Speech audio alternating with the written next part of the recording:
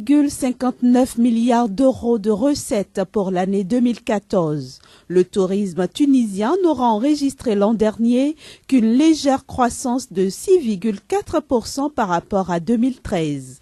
Un chiffre cependant loin des 14,5% enregistrés en 2010, l'année de référence pour ce secteur. Le nombre de touristes a de son côté baissé de 3,2%, passant de 6,27 millions en 2013 à 6,07 millions en 2014. Autant dire que ce secteur clé de l'économie tunisienne reste affecté par les crises politiques et l'essor de la mouvance djihadiste depuis la révolution qui a renversé le président Ben Ali en janvier 2011. Si on regarde les entrées, on a une bonne nouvelle, c'est que l'Algérie, on est plus 35%. Pour nous, c'est notre premier marché. 3 des 4 grands marchés européens, on est en hausse. L'Allemagne, l'Italie, la Grande-Bretagne. Et on est une reprise. Et ça, c'est très encourageant. Les mauvaises nouvelles, c'est que les 4 marchés, Russie, France, Scandinavie, Libye, sont en baisse. Pour corriger le tir et redorer le blason du tourisme tunisien, Amel Karboul plaide pour des réformes structurelles. L'image du pays doit être améliorée selon la ministre tunisienne. La qualité des services touristiques devrait aussi être relevée au dire de la ministre Amel Karboul. Contrairement à la messe du football africain qui n'a point connu de report et dont le Maroc seul en a fait les frais, la célébration du 50e anniversaire de la Banque africaine de développement cherche encore date pour cause d'Ebola. Dans la lutte contre cette épidémie, la Banque africaine a investi près de 220 millions de dollars au titre de l'année 2014. Réunis à Abidjan au cours du déjeuner annuel de l'institution, en présence de diplomates et de la presse, Donald Kaberuka a souligné les avancées positives de sa gestion.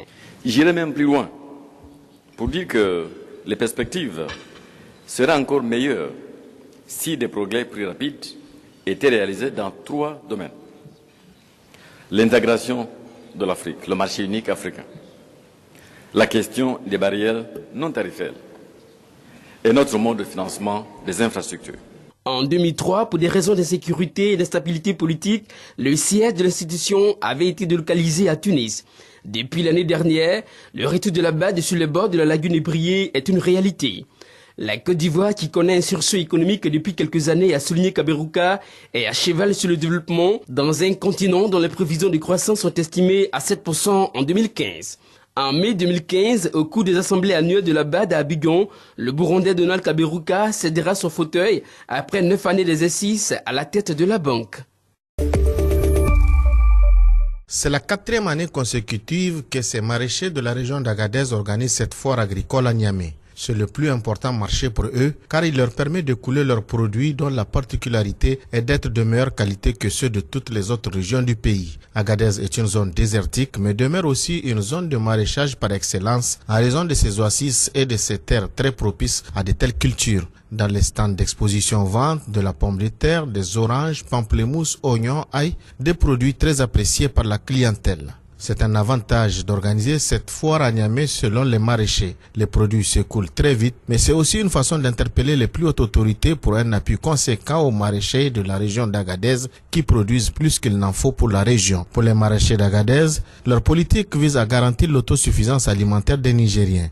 Il s'agit de donner suite au programme 3N. Les Nigériens nourrissent les Nigériens du président de la République Issoufou Mahamadou.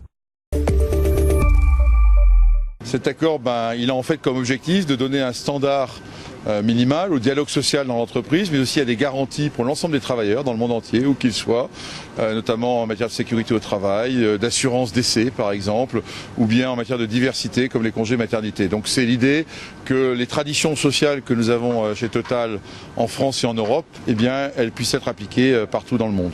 Notre stratégie chez Total, parce que nous sommes, compte tenu du groupe que nous sommes, c'est au contraire de maintenir notre stratégie moyen et long terme. Dans l'énergie, on a investi pour 25 ans et on sait que le prix du brut sera volatile, des hauts et des bas. Et donc ce qu'il faut, c'est continuer à investir parce que notre mission, c'est de donner de l'énergie au monde qui en a besoin. Au mois de septembre, personne ne disait que le prix serait à $50 en janvier. Aujourd'hui, il y a plein de gens qui expliquent que ça va durer. Moi, je pense qu'il va rester probablement bas, mais peut-être que je serai démenti pendant le premier semestre de 2015. Au-delà, nul n'en sait rien. En 2009, 6 mois plus tard, il était baissé à 35 $, remonté à 80. Eh bien, nous, notre rôle, comme une entreprise pétrolière et gazière, c'est de pouvoir faire face à ces volatilités, donc d'avoir des projets solides, ce qui est le cas de Total.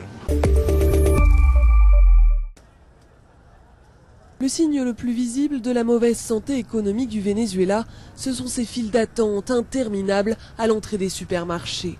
Près d'un tiers des produits de première nécessité sont en pénurie et les habitants voient leur pouvoir d'achat se réduire à vue d'œil, alors que l'inflation a atteint 64% cette année selon la Banque centrale. L'eau minérale est vendue 2 $ le litre, alors que l'essence coûte environ 100 fois moins cher. Ils offrent l'essence, mais la nourriture est extrêmement chère et on ne trouve rien, même pas du lait ou des couches. Je ne crois pas que les choses vont s'arranger à cause de la baisse des prix du pétrole. Et je crois que le gouvernement n'a plus rien à offrir s'il ne peut pas permettre aux gens de travailler et d'acheter comme il se doit. Les prix du brut ont diminué de plus de la moitié depuis juin dernier, une catastrophe pour un pays pétrolier déjà en perte de vitesse économique. Porte quasiment tout ce qu'il consomme. Le président Nicolás Maduro, successeur du défunt Hugo Chavez, s'est rendu en Chine et dans plusieurs pays producteurs de pétrole en quête d'un soutien financier. Mais les Vénézuéliens, eux, sont désabusés. La popularité du président n'a jamais été aussi basse. Les Vénézuéliens et les étrangers qui vivent ici sont dans le doute complet. Parce qu'ils n'ont pas cessé depuis l'année dernière de passer de nouvelles mesures. Selon certaines agences de notation, le Venezuela serait désormais proche du défaut de paiement. Les économistes critiquent très durement les dernières mesures du gouvernement, comme la création d'un fonds de réserve jugé inefficace. Le gouvernement joue avec une politique d'inaction qui fait que la dégradation du pays s'aggrave. Les spécialistes prévoient que Caracas devra bientôt dévaluer le bolivar pour compenser l'effondrement du pétrole, une mesure qui devrait encore faire grimper les prix et chuter le pouvoir d'achat des Vénézuéliens. Ce joli port a tout d'un paysage de carte postale. L'île grecque de Samos est très visitée par les touristes, pourtant ses 30 000 habitants ont été frappés durement par la crise économique. Un des secteurs les plus touchés est la santé. Georgiette Oli est secouriste. Depuis que la réduction des effectifs d'ambulanciers a été réduite à un seul véhicule pour faire face à toutes les urgences médicales de l'île, son quotidien est devenu un enfer. Notre plus grande crainte à l'heure actuelle est d'avoir plus d'un incident en même temps. En d'autres termes, choisir qui doit vivre et qui doit mourir. Selon l'OCDE, le budget santé par habitant en Grèce a baissé de 25% entre 2009 et 2012. L'hôpital de Samos est dépeuplé, certaines spécialités comme la psychiatrie n'existent plus, d'autres reposent sur un seul médecin. Le personnel doit être de garde 7 sur 7, 24 heures sur 24. Il y a des difficultés de manière générale dans le système de santé. C'est sûr, c'est dû à du sous-financement. L'État ne fournit pas assez de fonds pour le secteur de la santé pour être en mesure de couvrir tous les besoins d'un système de santé public.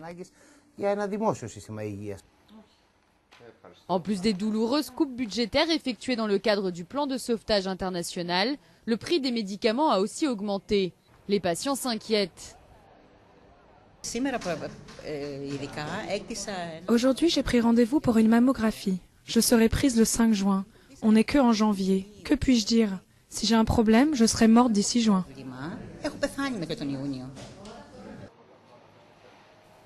La poursuite ou non de cette politique d'austérité est l'un des enjeux des élections législatives de dimanche. Le parti de gauche radical Syriza est favori.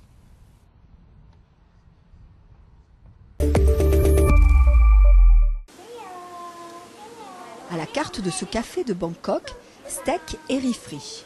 Un menu plutôt banal, sauf que les plats ne sont pas pour les humains, mais pour leurs compagnons à 4 pattes.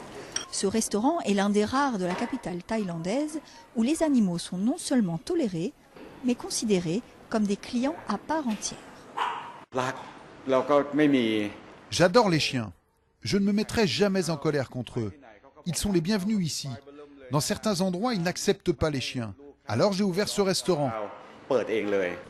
Alors que le marché des animaux domestiques se développe, grâce à une classe urbaine aisée, Bangkok n'est pas particulièrement accueillante pour eux. La plupart des parcs de la ville sont interdits aux chiens. Pour leur permettre de se détendre, les espaces de récréation qui leur sont dédiés se sont multipliés. Certains sont même dotés d'une piscine.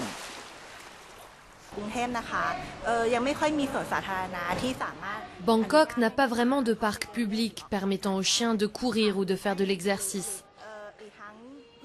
Certains sentiers sont pleins de trous et les chiens peuvent se blesser.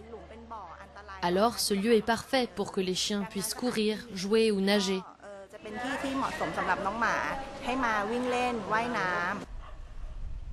Mais ces attractions ont un coût prohibitif pour nombre de Thaïlandais. Et comme partout à travers le pays, il y a des milliers de chiens errants à Bangkok. Ces chiens des rues sont nourris par les habitants, comme ce policier. Ce genre de boutique, c'est pour les gens qui ont de l'argent.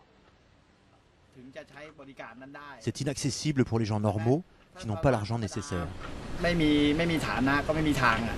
Et pour les Thaïlandais n'ayant pas leur propre bête, une autre mode inspirée de l'étranger se développe, des cafés proposant aux clients de caresser des animaux de compagnie. Comme ici, où 22 chiens husky sont prêts à être cajolés. Sur les pentes des monts de Judée se cultive une nouvelle passion israélienne. Eran Pic vérifie la qualité de ses vignes sur l'un des 300 vignobles du pays. La production de vin en Israël est en plein développement depuis 20 ans, même si on en produisait déjà du temps de la Bible. C'est une terre de vin, avec une histoire de 3 à 4 000 ans, mais une histoire qui n'a pas été continue.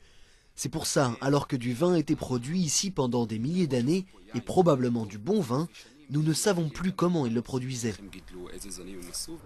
Chaque année, Israël produit 40 millions de bouteilles de vin, dont 10 à 15% est exporté principalement vers les États-Unis et la France. Le pays cherche à se faire une place sur l'échiquier international des vins et ne pas seulement viser les communautés juives.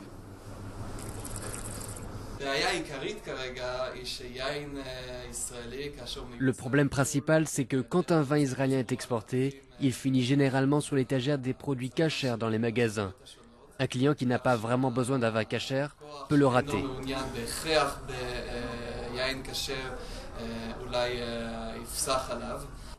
Les Israéliens boivent en moyenne